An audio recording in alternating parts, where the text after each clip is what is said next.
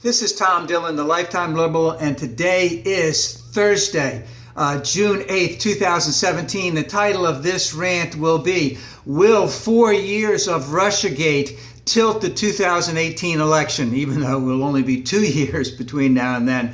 So even though the betrayer of trust might have just a small part, but a very significant part in this RussiaGate thing, it will dominate his administration and it will take his administration down, and the Republicans need to cut and run right now. So if we look at the 5 big things about RussiaGate, number 1, Putin's agencies and their subcontractors putting out a tremendous amount of fake news in 2016, putting out thousands, if not hundreds of thousands or millions of bots all over the place. That's one thing. The second thing, all of those Russians and their subs that I talked about hacking into the DNC, into the RNC, possibly in other things. They said they might have possibly hacked into a U.S. software company that dealt with elections. They made software for elections, monitoring, voting, etc.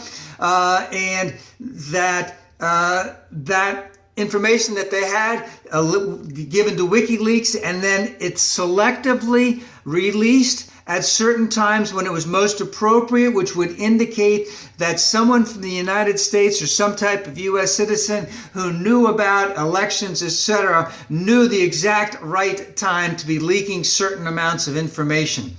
The third thing would be in Mr. Minority's campaign that, hey, he had at least 5 people who had long-standing, 10 years, 20 years, 30 years involvement in Russia, had made tremendous amount of money in terms of investment and return over there. And their possible coordination, let's just say / collusion with Russia, Putin, the agencies, etc. All right, and then we have the betrayer of trust and his own involvement in the fact that he has been heavily involved with investments in Russia for close to 20 years because of his shitty management. He had so many bankruptcies that U.S. banks wouldn't bankroll him. He could only get money from Deutsche Bank and from Russia.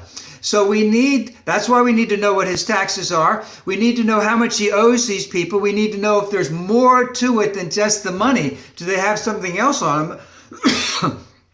And also possible money laundering that has gone on. So Mueller's investigation is going to look into all of those things, following the money.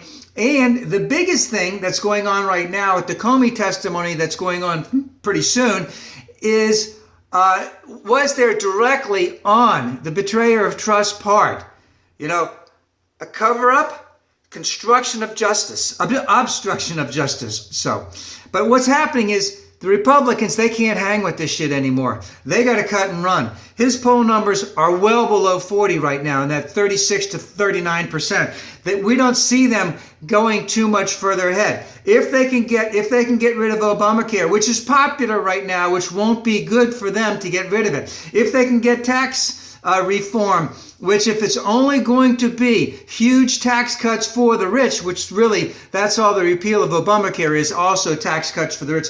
Those are not popular things for the Republicans. They see that this is a sinking ship and they need to jump and get out and establish their own identity now, because anything that they have said during the election or anything they've said positively about this administration or Mr. Minority in the last couple of months will haunt them in the 2018 election. This is a sinking ship, and it may not go down as fast as the Titanic, but it's going down, and the drip, drip, drip will be all over the place.